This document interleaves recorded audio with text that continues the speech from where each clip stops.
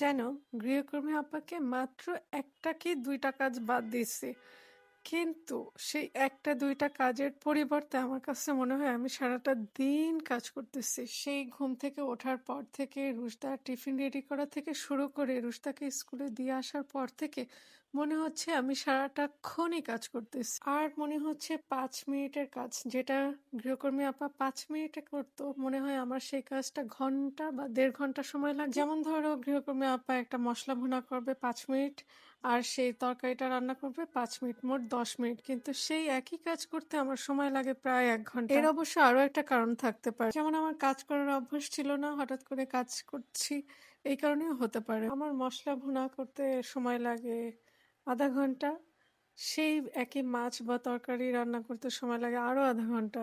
গৃহকর্মী আপা যেমন একটা মসলা কষানো চুলায় দিয়ে দৌড় দিয়ে যে সে আরেকটা কাজ করতে পারে, আমি সেটা মোটেও করতে পারি না। আমার মসলার কাছে দাঁড়ায় থাকতে হয়। মানে চুলায় যতক্ষণে কিছু থাকবে, ততক্ষণে আমি ঠিক দাঁড়ায়ে থাকবো। একটা কাজ করতে যেয়ে যেমন আরেকটা কাজ কমপ্লিট করা, সেটা আমি এখনো আয়ত্ত করতে পারি নাই। আয়ত্ত করতে পারলেই মনে হয় আমিও ভুয়া শ্রেণীদের মধ্যে একটা হয়ে যাব। আচ্ছা, আপুদেরকে বলছি, তোমরাও কি মনে মনে কথা বলো একা একা? যেমন আমার খুব কিন্তু একা একা কথা বলা হয়। একা একা মানে মনে মনে মনে হচ্ছে আমি কোনো একটা ভুয়া বা কাজের যে গৃহকর্মী আপা আছে তিনি একটা ভুল করে গেছে বা একটা কাজ স্কিপ করে চলে গেছে, তখন যে গালিগালাজটা হয় মনে মনে, সেই গালিগালাজটা আসলে বুয়াকে দেওয়া হয় না, কিন্তু আমি ঠিক আমার মনে মনে তাকে বকা দিচ্ছি তো দিচ্ছি। মনে হয় তাকে এটা বলবো ওইটা বলবো, পরে দেখা যাচ্ছে আসলে কিছুই বলা হয় না। ওই যে গালিগালাজ বা মনে মনে যে কথাগুলো বলা হয় সেগুলো আসলে নিজের মধ্যেই থেকে যায়। দেখো ভয়েস দিতে যেও কণ্ঠটা জানি কেমন হয়ে যাচ্ছে,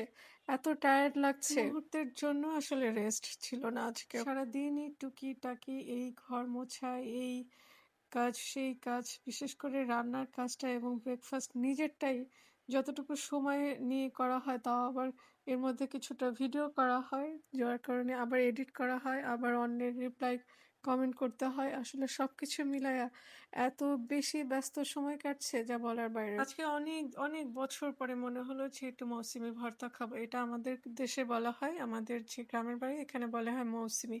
তোমাদের ওখানে কি বলা হয়? মৌসুমীটা সিদ্ধ করতে হতে দিতে দিতে আমি নাস্তা করে ফেললাম। আলাদাভাবে পেপার আসলে পড়া হয় না, কিন্তু এই যখন নাস্তার টেবিলের সামনে যখন পেপারটা রাখা হয়, তখন দেখা যায় নাস্তা খেতে খেতে ও কফি খেতে খেতে পেপারটা পড়া হয়। সবগুলো উপকরণ ফ্রিজ থেকে বের করে নিয়ে তারপরে সবকিছু, যেমন পেঁয়াজ, রসুন, তারপরে হচ্ছে একটু মানে কি বলে চিংড়ি মাছ, খুব একটা টালা যাবে না, মানে অনেকক্ষণ ধরে একদম কালো বানাই ফেলা বা রেড কালার হয়ে যাওয়া সেটা না। জাস্ট হালকা একটা টেলে নিয়েছি আমি, আর সাথে চিংড়ি মাছও ছিল। চিংড়ি মাছটাও হালকা টেলে নিয়ে তারপরে সব পাটায় বেড়ে নিলাম। এরপরে কাঁচামরিচটা টালতে আসলে ভুলে গেছি। পরে হচ্ছে আবার কাঁচামরিচ আর হচ্ছে মৌসুমিটা একসাথে আমি টেলে নিয়েছি। কাঁচামরিচটাও আসলে খুব বেশি করে টালা যাবে না, তাহলে হচ্ছে কালারটা সুন্দর আসবে না। হালকা একটু কাঁচামরিচটা টালা দিলে দেখা যাচ্ছে যে একদম ভর্তাটার গায়ের কালারটা একদম সুন্দর একটা গ্রিন কালার হবে। ভর্তা বানাতে বানাতে মৌসুমীর গায়ে যে আঁশটা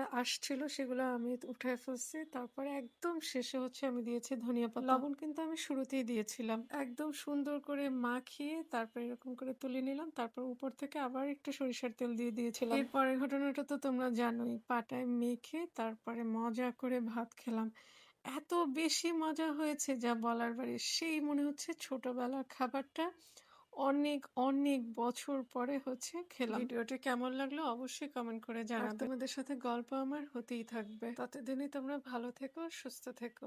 আর পাটায় মাখা ভাত কি তোমরা কখনো খেয়েছো? অবশ্যই কমেন্ট করে জানাবে।